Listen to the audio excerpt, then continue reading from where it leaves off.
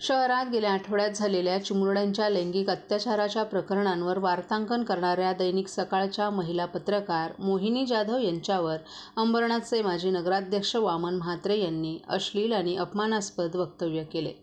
या घटनेनंतर पत्रकार संघटनेतून संतापाची लाट उसळली आहे। ठाणे शहर दैनिक पत्रकार संघानं म्हात्रे यांच्या या वक्तव्याचा तीव्र निषेध व्यक्त केला असून पोलीस प्रशासनानं तातडीनं गुन्हा दाखल करावा अशी मागणी केली आहे। संघटनेनं प्रशासनास इशारा दिलाय की जर योग्य ती कारवाई न झाल्यास आंदोलनाला तीव्र रूप येईल आणि त्याची संपूर्ण जबाबदारी प्रशासनावरच असेल। महिला पत्रकारांच्या सुरक्षिततेची मागणी करत संघानं अशा घटनांना आळा घालण्यासाठी कठोर उपाययोजना करणं आवश्यक असल्याचं सांगितलं, जेणेकरून महिला पत्रकारांना त्यांच्या कामाच्या ठिकाणी अपमानास्पद वागणुकीला सामोरं जावं लागू नये। जो काय अन्याय झाला त्याबद्दल आवाज उठवता, काय सांगाल? जोरात बोला। बदलापूरची जी घटना आहे, सगळ्यात पहिले ज्या 2 बालिकांवर अत्याचार झालेला आहे ती घटना अतिशय निषेधार्ह आहे आणि त्या बालिकांना न्याय मागण्यासाठी आपलं कर्तव्य बजावणाऱ्या महिला पत्रकाराला सुद्धा अतिशय अश्लील आणि अपमानास्पद असं वक्तव्य एका सत्ताधारी पक्षाच्या नेत्याने करावं ही खरंच लोकशाहीचा अपमान करणारी घटना आहे। त्यामुळे मला असं वाटतं की बदलापूरच्या ज्या सकाळच्या प्रतिनिधी आहेत मोहिनी जाधव त्या घटनेचा पाठपुरावा करत होत्या, त्यावेळेला त्यांना हे असं सगळं त्यांच्यावर हा प्रसंग म्हणजे घटना त्यांच्याबद्दल घडलेली आहे। या घटनेचा समस्त महिला पत्रकार आणि ठाणे शहर दैनिक पत्रकार संघाच्या वतीने मी निषेध करते आणि संबंधित जे आहे ज्याला सरकार पाठीशी घालत आहे त्या वामन म्हात्रेंवर कडक कारवाई करावी अशी माझी आमच्या सगळ्या महिला पत्रकारांची आणि ठाणे शहर दैनिक पत्रकार संघाची मागणी आहे। राज्यात होणाऱ्या महिला अत्याचारातील घटनांच्या निषेधार्थ महाविकास आघाडीनं आज ठाण्यात महामार्ग रोखून धरला।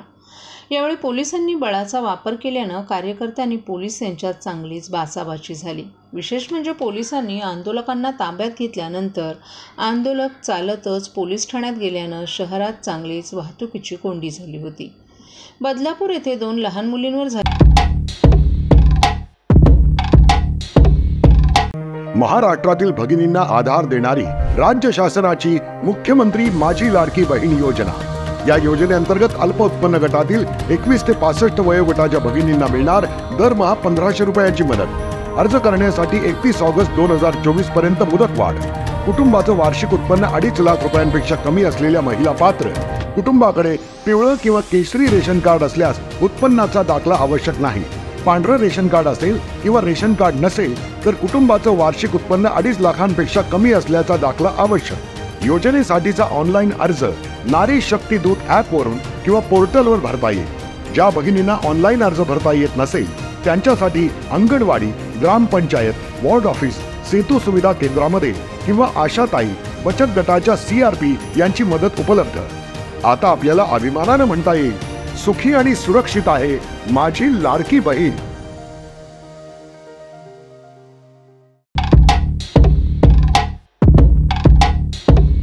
झालेल्या अत्याचाराच्या निषेधार्थ महाविकास आघाडीनं ठाण्यात आंदोलन केलं। शिवसेनेचे नेते माजी खासदार राजन विचारे आणि राष्ट्रवादी काँग्रेसचे शहराध्यक्ष सुहास देसाई यांच्या नेतृत्वाखाली हे आंदोलन करण्यात आलं। काल सायंकाळी 6 वाजण्याच्या सुमारास आंदोलकांनी ठाण्याच्या 3 हात नाका येथे रास्ता रोकोला सुरुवात केली। मात्र आंदोलनाची माहिती मिळाल्यानं पूर्वतयारी म्हणून नौपाडा, ठाणेनगर, वागळे स्टेट आदी पोलीस ठाण्यातून फौजफाटा तैनात करण्यात आला होता। मुख्य रस्त्यावर जाण्यापूर्वीच पोलिसांनी आंदोलकांना अडवल्यानं राजन विचारे आणि पोलीस उपायुक्त बुरसे यांच्यात चांगलीच खडाजंगी झाली। बदलापूर येथे 2 चिमुरड्यांवर झालेल्या अत्याचाराचा निषेध करण्यासाठी ठाण्यातील शिवसेना, उद्धव बाळासाहेब ठाकरे आणि महाविकास आघाडीचे पदाधिकारी आक्रमक होऊन 3 हात नाका येथे आंदोलन केलं। यावेळी संपर्क प्रमुख नरेश मणेरा, जिल्हा प्रमुख केदार दिघे, विभाग प्रमुख प्रदीप पुर्णेकर, प्रकाश पायरे, वसंत गवाळे, तुषार रसाळ, रितेश देशमुख, राजेश वायाळ, राज वर्मा, चंद्रकांत विधाते, सचिन चव्हाण, निखिल पितळे, अमोल हिंगे, राकेश राठोड, पप्पू आठवाल, सचिन कर्डिले, महेंद्र पवार, महिला जिल्हा संघटक रेखा खोपकर, माजी नगरसेविका नंदिनी विचारे, ॲडव्होकेट आकांक्षा राणे, ज्योती कोळी, प्रमिला भांगे, विद्या कदम आदी महिला पदाधिकारी देखील या आंदोलनात सहभागी झाल्या होत्या. त्या ठिकाणी तिला उडून तिला ठार मारण्यात आली. त्याचबरोबर तुम्ही बघितलं असेल 7 जुलैला अक्षता म्हात्रे त्या ठिकाणी शिळपाड्याला जी घटना झाली, त्यानंतर 27 जुलैला उरणमध्ये यशस्वी शिंदे नावाच्या मुलीवरती तुकडे करून तिच्यावरती अत्याचार केला आणि तिचा खून केला. त्यानंतर 14 ऑगस्ट जी कालची घटना जी झाली, 12 तारखेला पहिली घटना झाली, आदर्श विद्यालय म्हणून बदलापूरचं आहे. त्यानंतर 13 तारखेला दुसऱ्या दिवशी पण झाला. म्हणजे जर 12 तारखेला जर कारवाई केली असती तर ती एक मुलगी त्यातली या अत्याचारापासून वाचली असती. परंतु आज हे सरकार आहे, हे सरकार शिंदे सरकार ज्या पद्धतीने या महाराष्ट्रामध्ये महिलांवरती अत्याचार होत आहे. काल संपूर्ण हातभर राख्या बांधल्या होत्या. या हातात फक्त आता शरीरावरचं बाकीचे अवयव बाकी होते. परंतु आज तुम्ही बघितले असेल आमच्या लाडक्या बहिणी, आज लहान मुली या ठिकाणी सुरक्षित नाही. गेले 5 ते 7 महिन्यापासून या संपूर्ण आजूबाजूच्या परिसरामध्ये तुम्ही बघितलं असेल एवढ्या घटना होऊन सुद्धा या ठिकाणी कुठे न्याय मिळाला जात नाही. फास्ट ट्रॅकच्या नावाखाली त्या ठिकाणी अक्षता म्हात्रे हिचा जो मृत्यू झाला 3 महिन्यापूर्वी, 3 महिने झाले अजूनही त्या ठिकाणी त्या फास्ट ट्रॅकमध्ये जे सरकारी वकील कोण नेमले होते ते सुद्धा गेले नाहीत. फास्ट ट्रॅक म्हणजे 50 वर्ष केस चालणार आहे का?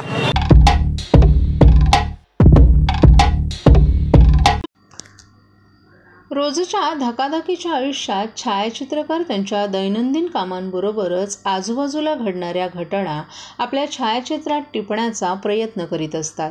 त्यांच्या या कलागुणांना वाव देण्यासाठी आणि छायाचित्रकारांना स्वतःचं अस्तित्व प्रस्थापित करण्याची संधी देण्यासाठी अशा प्रकारच्या छायाचित्र प्रदर्शनाची आवश्यकता असल्याचं मत राष्ट्रीय छायाचित्र स्पर्धेच्या पारितोषिक वितरण सोहळ्यात खासदार नरेश म्हस्के यांनी व्यक्त केले. 19 ऑगस्ट या जागतिक छायाचित्र दिनानिमित्त ठाणे महानगरपालिका आणि ठाणे दैनिक पत्रकार संघ यांच्या संयुक्त विद्यमानं 17 ते 20 ऑगस्ट या कालावधीत हिंदू हृदय सम्राट शिवसेना प्रमुख बाळासाहेब ठाकरे स्मारक येथे राष्ट्रीय छायाचित्र स्पर्धा आणि प्रदर्शन आयोजित करण्यात आलं होतं. या राष्ट्रीय छायाचित्र स्पर्धा आणि प्रदर्शनाचा पारितोषिक वितरण सोहळा आज पार पडला. या सोहळ्यास खासदार नरेश म्हस्के, आमदार संजय केळकर, अतिरिक्त आयुक्त संदीप माळवी, अतिरिक्त आयुक्त प्रशांत रोडे, उपायुक्त मिनल पालांडे, पद्मश्री सुधाकर ओलवे, अभिनेत्री काजल काटे, ठाणे दैनिक पत्रकार संघाचे अध्यक्ष आनंद कांबळे, कार्याध्यक्ष विकास काटे, उपाध्यक्ष दीपक शेलार तसंच सेक्रेटरी निलेश पानमंत, खजिन विभव बिरवटकर, सदस्य प्रफुल्ल गांगुर्डे, अमर राजभर, अनुपमा गुंडे, अशोक गुप्ता, पंकज रोडेकर, सचिन देशमाने आदी पदाधिकारी तसंच ज्येष्ठ छायाचित्रकार पलाश उपस्थित होते.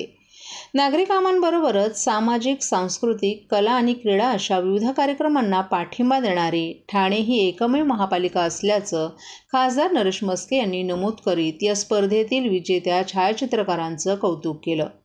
छायाचित्र ही कला आहे. या कलेत छायाचित्रकारांनी सातत्य ठेवणं आवश्यक असल्याचं सांगत आमदार संजय केळकर यांनी सर्व छायाचित्रकारांचं कौतुक केलं. फोटोग्राफीच्या पलीकडचं जग या छायाचित्र प्रदर्शनात अनुभवायला मिळालं. महापालिकेच्या माध्यमातून हे प्रदर्शन भरवण्याची संधी महापालिकेला मिळाली. यापुढे महापालिका या प्रदर्शनाच्या पाठीशी राहील असं अतिरिक्त आयुक्त संदीप माळवी यांनी प्रास्ताविकपर भाषणात नमूद केले. ठाणे शहर दैनिक पत्रकार संघाचे अध्यक्ष आनंद कांबळे यांनी मनोगतात ठाणे महापालिकेनं सहकार्य केल्याबद्दल पालिका आयुक्त सौरभ राव यांचे आभार व्यक्त केले.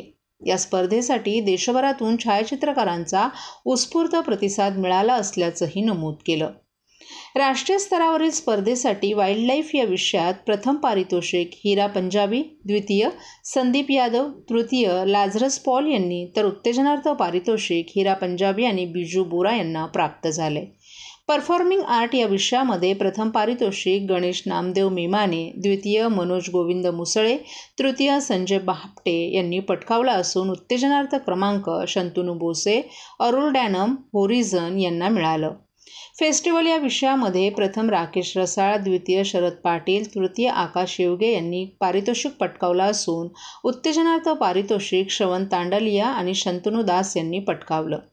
राष्ट्रीय स्तरावरील स्पर्धेतील तिन्ही विषयांसाठी प्रथम क्रमांकाचं प्रत्येकी 50,000, द्वितीय क्रमांकासाठी प्रत्येकी 25,000 तर तृतीय क्रमांकासाठी प्रत्येकी 15,000 आणि चौथा आणि पाचवं पारितोषिक प्रत्येकी 3,000 रुपये देण्यात आले.